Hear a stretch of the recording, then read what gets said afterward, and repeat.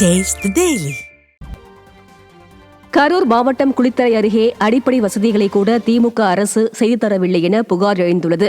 ரத்தனம்புலியூரில் பல மாதங்களாக முறையான குடிநீர் விநியோகிக்காததால் குடிநீருக்கு தினமும் பெண்கள் அழைந்து திரியும் அவலம் தொடர்கிறது. மேலும் தெருவிளக்குகள் எரியாததால் இரவில் வெளியே வர மக்கள் அச்சப்படுகின்றனர். இதுகுறித்து பலமுறை புகார் அளித்தும் விடியா அரசு நடவடிக்கை எடுக்கவில்லை என மக்கள் குற்றம் சாட்டுகின்றனர். கடலூர் மாவட்டம் திட்டக்குடி பேருந்து நிலையத்தில் மழைநீர் குளம் போல தேங்கி நிற்பதால் பயணிகள் கடும் சிரமத்திற்கு ஆளாகியுள்ளனர். இரவு முழுவதும் மழை பெய்த நிலையில் மழைநீர் வெளியேற வழி இல்லாததால் தண்ணீர் தேங்கியது. விடியா அரசின் நகராட்சி நிர்வாகம் மழைநீர் வெளியேற வழி ஏற்படுத்தாமல் மக்களை அவதியடைய செய்வதாக குற்றச்சாட்டு எழுந்துள்ளது. விவசாயத்தை காக்கும் காவிரி தாய்க்கு நன்றி தெரிவிக்கும் வகையில் ஆடிப்பெருக்கு விழாவை பொதுமக்கள் உற்சாகமாக கொண்டாடினர்.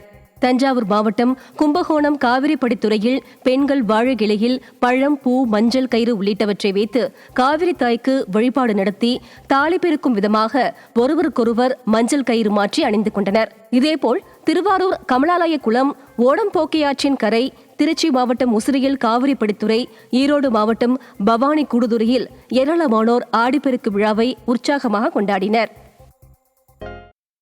திருப்பூர் குளத்துப்புதூரில் கழிவுநீர் கால்வாய்கள் விரிவாக்கத்திற்காக இடிக்கப்பட்டு 2 மாதங்களாகியும் பணிகள் தொடங்கப்படாததால் கழிவுநீர் வீடுகளுக்கு முன் தேங்கி சுகாதார சீர்கேடு ஏற்பட்டுள்ளதுடன் நோய் பரவல் அபாயம் ஏற்பட்டுள்ளது. மாநகராட்சி நிர்வாகத்தில் திமுக கவுன்சிலர் சாந்தியின் மருமகன் ராயப்பனின் தலையீடு அதிகமாக இருப்பதாகவும் குறைகளை தெரிவிக்க முடியாத நிலை உள்ளதாகவும் பொதுமக்கள் குற்றம் சாட்டுகின்றனர். எங்க ஏரியால 2.5 மாசத்துக்கு முன்னாடி டிச்சு தோண்டி அப்படியே தான் நிக்குது. முன்னாடியும் தோண்டிட்டாங்க, முதல்லையும் தோண்டிட்டாங்க. இடப்பட்ட ஒரு 20 வீட்டு பக்கம் இடையில அப்படியே நின்றுட்டு இருக்குது. இதனால குடிதண்ணி பைப்பும் குடைச்சி வச்சுட்டாங்க. டிரைனேஜ் தண்ணி வாசல்ல போயிட்டு இருக்குது. குழந்தைங்க மிதிச்சுட்டு தான் உள்ள வந்துட்டும் இருக்கிறாங்க. குழந்தைங்களுக்கு நோய் எல்லாம் வருது. எது சொன்னாலும் வார்டு கவுன்சிலர் கிட்ட போய் சொன்னோம்னா அவங்க அப்படிதான் இருக்கும் அப்படின்னு சொல்லிட்டு ரெஸ்பான்ஸ் பண்ணாம இருக்கிறாங்க. நாங்க போன் பண்ணாலும் போன் எடுக்கவும் மாட்டேங்கிறாங்க.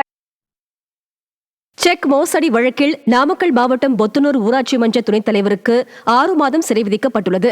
ஊராட்சி மன்ற துணைத் தலைவர் அன்பரசு சண்முகம் என்பவரிடம் 7 லட்சம் கடன் வாங்கிவிட்டு அதற்கு ஈடாக காசோலை கொடுத்துள்ளார். இதனிடையே வங்கிக் கணக்கில் பணம் இல்லை என காசோலை திரும்பியதாக தொடர்ந்த வழக்கில் அன்பரசுவுக்கு 6 மாதம் சிறை மற்றும் 7 லட்சம் அபராதம் விதித்து பரமத்தி குற்றவியல் நீதிமன்றம் உத்தரவிட்டுள்ளது. ஸ்டாலின் ஆட்சியில் பண மோசடி சம்பவங்கள் ஊராட்சி நிர்வாகத்திலும் அதிகரித்துவிட்டதாக குற்றம் சாட்டப்படுகிறது. ராணிப்பேட்டை மாவட்டம் அரக்கோணத்தில் தனியார் பள்ளி ஆசிரியர் தாக்கியதில் மயங்கி விழுந்த 6ஆம் வகுப்பு மாணவன் மருத்துவமனையில் அனுமதிக்கப்பட்டுள்ளார். காவனூரை சேர்ந்த கிருஷ்ணதாஸ் என்பவரது 10 வயது மகன் நித்தின் மயங்கி விழுந்ததால் மருத்துவமனையில் அனுமதிக்கப்பட்டுள்ளதாக பெற்றோருக்கு தனியார் பள்ளி நிர்வாகம் தகவல் தெரிவித்துள்ளது. மாணவனிடம் பெற்றோர் விசாரித்ததில் ஆசிரியர் புத்தகத்தால் தாக்கியதில் மயங்கி விழுந்தது தெரியவந்துள்ளது. விடியா அரசின் பள்ளிக் கல்வித்துறை தனியார் பள்ளிகளை முறையாக கண்காணிக்காததால் இதுபோன்ற அடாவடி செயல்கள் நடைபெறுவதாக பெற்றோர் குற்றம் சாட்டியுள்ளனர்.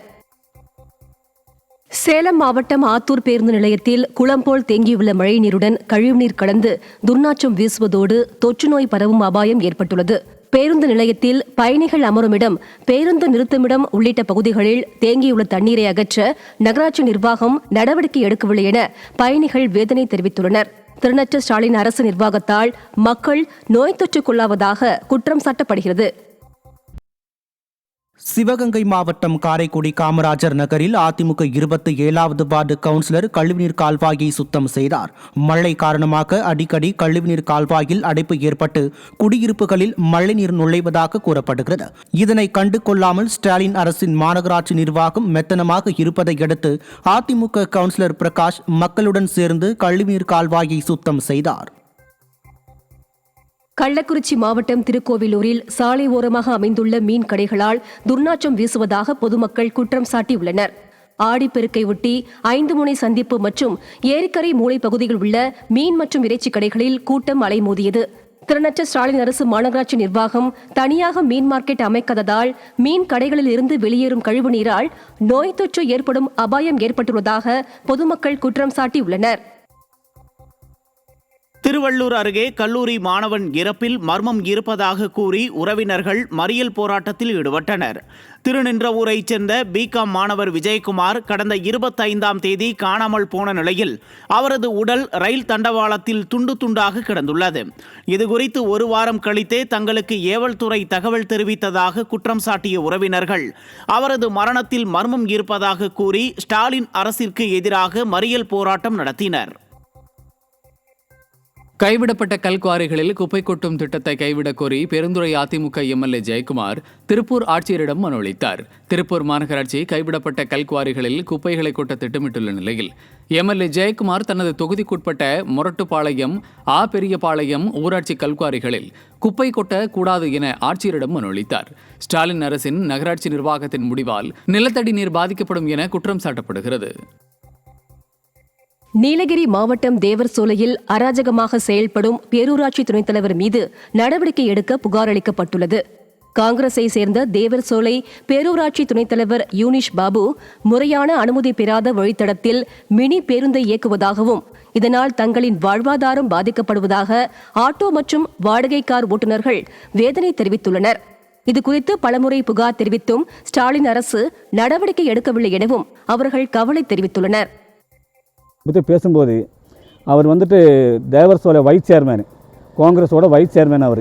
அவர் நாங்கள் ஓட்டு போட்டு ஜெயிக்க வச்ச ஆளை எங்ககிட்ட உங்ககிட்ட டேக்ஸி இருக்கா, பர்மிட் இருக்கான்னு சொல்லி எங்ககிட்ட வாக்குவாதம் பண்ணுறாரு.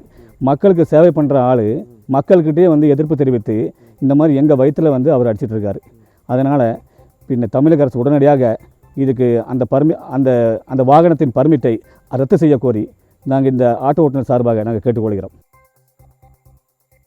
திருவள்ளூர் மாவட்டம் மப்பேடு அருகே பன்னூரில் டாரஸ் லாரி மீது மோட்டார் சைக்கிள் மோதியதில் +2 மாணவன் பரணி என்பவர் உயிரிழந்தார்.